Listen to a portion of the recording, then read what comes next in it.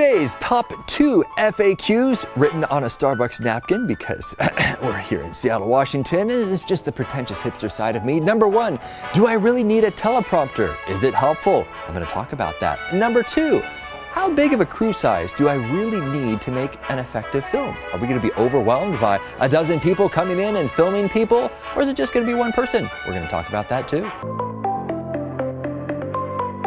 Teleprompters are really fascinating devices, and now they're so darn cheap that you can literally get one for $150 to $200 on Amazon, put your script on your phone, maybe buy the app for about 20 bucks, and when you place it on there, it reflects off of this mirror, this one-way mirror, and so it is right there, meaning that you are looking right into the camera, and technically you're reading your script, and the script is scrolling by.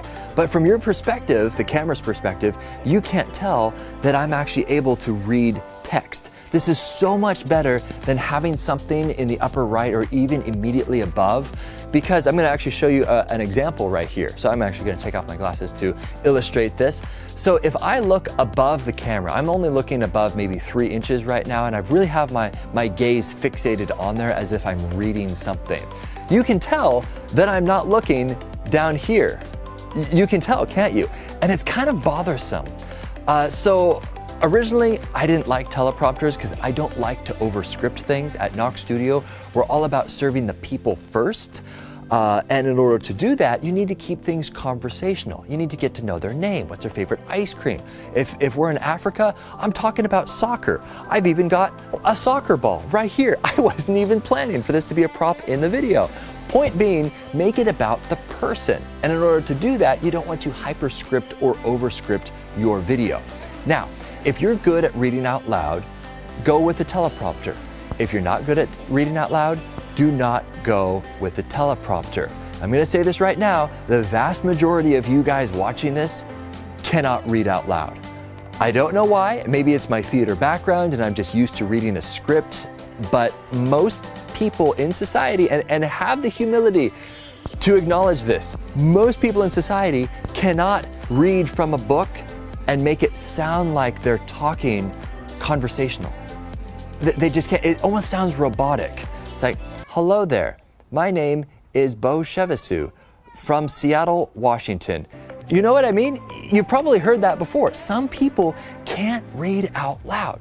Now, if you have that special skill, or maybe you don't know, find someone to give you some really brutally honest feedback and be like, hey, does it sound like I'm talking as I'm reading this?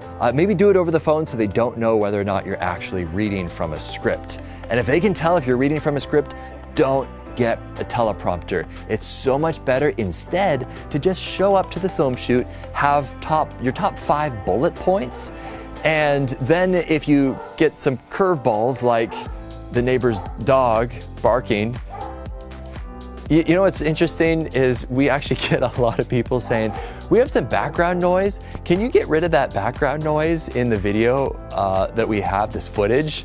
And this is actually why we prefer to actually do all of our filming rather than work with pre-existing video, because most of it is messy like this. And this is a great illustration, by the way. It's like I planned this. But if I were to use a metaphor, it would be like having a snow cone and someone getting syrup and pouring it all over the ice. And then someone handing you that snow cone and say, hey, can you take the syrup out of that snow cone? You can't. It's woven into there. It's a part of the snow cone. And that's the same thing with audio. Most audio, unless you're an incredibly talented audio engineer, but the vast majority of audio, if it's not cleanly captured the first time around, then you can't clean it. You just can't. You can do a few filters, but for the most part, if you captured it messily, if you have traffic going in the background, if you have a dog barking, you can't get rid of that. So consider that when hiring a videographer or even doing your own video. But back to what I was talking about, teleprompter. That was a nice little fun segue. Teleprompters. Feel free to get one. If you have an iPhone or smartphone, an iPad or something, they're really fun to play with. But give it a few takes because it takes a learning curve to actually get used to reading off of a teleprompter. because a lot of people, when they start to do a teleprompter, they're locked in with their eyes and they don't move like this because they are really scared of moving away and they're not sure if they're going to miss the next line that they're reading. So it takes a bit of comfort to get used to talking on a teleprompter, because when I'm talking right now, can you see what my eyes are doing? I kind of glance away as I'm searching for my next words that I'm gonna say, and then I glance back. And that's how we converse, that's how humans converse. You never see two people locking eyes talking with each other the whole time. It's incredibly awkward. No one does that. Same with video. When someone's on video, their eyes are going around, they're looking around like that, they're gesturing over there, they're talking. And so a teleprompter kind of forces you to lock in your gaze to the lens. And it can be very, very awkward unless the person has the ability to read a word and know that they can look away as they continue to articulate those next words that they know are coming. And then they look back and they kind of get the next words, and then they kind of look over here as they're talking. So it takes a pretty talented person to work with a teleprompter. So for 90% of people out there, I would not recommend it. Just make your top 5 bullet points and go through those bullet points and talking points, if you will, and then just come up with your own audio as you're talking. If you hesitate, if you say if you say that's okay. It's awkward to have a pause, or if you say, oh, wait, I didn't mean that, and then you go back, that's where editing comes in. And if you have a talented editor, he or she can get rid of those awkward spots. The point of an editor is to make you look good. They're not going to include footage of you making a buffoon out of yourself. They're just not. Unless, of course, they're bloopers, which that's another thing. We actually like to put bloopers at the end of the videos because that shows a lot of realism and authenticity. There's actually a strategy behind putting bloopers in videos. Next FAQ that we're going to talk about is crew size. And what I mean by crew size is the crew, the film crew that is showing up to film your nonprofit. So we have the director, we have the assistant director, we have the producer, we have the executive producer.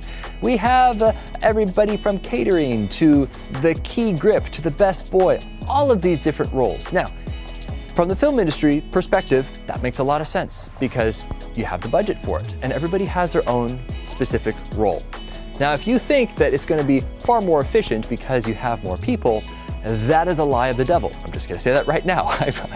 I've filmed from Paramount Studios at the Paramount lot itself, both in front and behind the camera.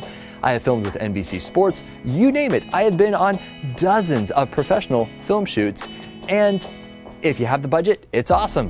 But as a nonprofit myself, it drives me crazy. Yes, the catering is delicious, the food is outstanding, the food is always good on these sets. I don't know why, but they know how to eat. It's incredible.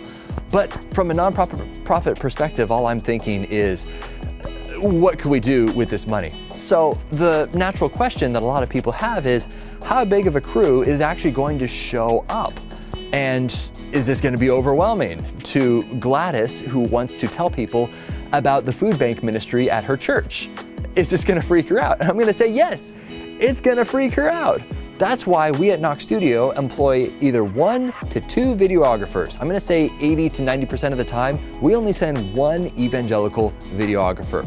Highly trained, knows how to use multiple cameras, and he or she sits and talks and keeps it conversational. Because again, it's all about the person. It's about the relationship. It's not about treating this person like a subject, if you know what I mean. Like, tell me, your father was an alcoholic.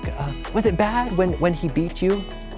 Now, you may think I'm being really callous. That's actually a real world example that I've heard another videographer actually say to a little girl in Peru at a nonprofit charity film shoot. That cooked my noodle. I was like, no way this conversation is going to continue. And this poor little girl was just like, listening to her translator, like, do I have to answer this? And from my perspective, no, you don't have to answer this. We need to keep it conversational. So when you have one videographer who is not only trained in equipment and story crafting and storytelling, but conversing and putting the person first, we love Jesus. We're here to serve other people. We're not here to get the perfect shot, which is typical in the film industry. And everybody in this large group, this crew of people, are bent on getting that perfect shot. Now, I want to be careful because when it comes to quality, they've got their quality. They do, absolutely. This is going to be a film festival worthy film. But I don't know about you, done is better than perfect. If you see my previous video, I say done is better than perfect. That's like the main point, because you're not putting this video into a film festival. I mean, you might actually win quite a bit. Knok Studio has won multiple awards in film festivals, but our ultimate goal is to get it seen, to get this message out there. And that usually means social media. That might mean TV. It might mean emailing someone a secret link, a private link saying, hey, take a look at what the underground church is doing in Pakistan. Isn't this amazing? Things like that. It makes me so excited to even think about communicating these messages. But back to crew size. When I used the previous example of overwhelming Gladys as she talked about the food bank that her ministry, her church puts on, it's going to overwhelm her. And that's another very strategic thing why we only have one or two, and I say two because sometimes you need a secondary person to work with audio. Audio can be really tricky. So to have someone designated to that, that's very helpful. But more often than not, you can get away with one person. And when it's one person sitting and talking with a person, they're okay, they're at ease. It's just one person. But when you have multiple people floating around you as you're sitting in front of the camera, there's so much pressure. If you are tempted to sit in on the interview, people love to say that, okay, can I just sit in? Just have it between one person, the videographer, and the person. Maybe one other person who might be a translator, or maybe they're the director of the organization, to add a little bit of especially if it's a guy and a girl, it's good to have that accountability. That's okay. But don't have more than 3 people. If you're getting upwards of 4 or 5 or 10 people smashed into a room listening to a person conduct their interview, oh man, that is just a recipe for failure. They're going to be so robotic, they're going to be worried, they're going to think that they're performing rather than conversing. Ooh, you should write that down. So that's it. Knok Studio, we're a nonprofit film studio. We produce film for other ministries, charities, and churches. We go all over the world, from our back alleys of Seattle, Washington, to the Himalayan mountains in Nepal. We do it all, and if you're curious about our work or if you want to support our ministry, you're certainly welcome to. But for now, take this advice, these recommendations, go out, capture impact, and broadcast love.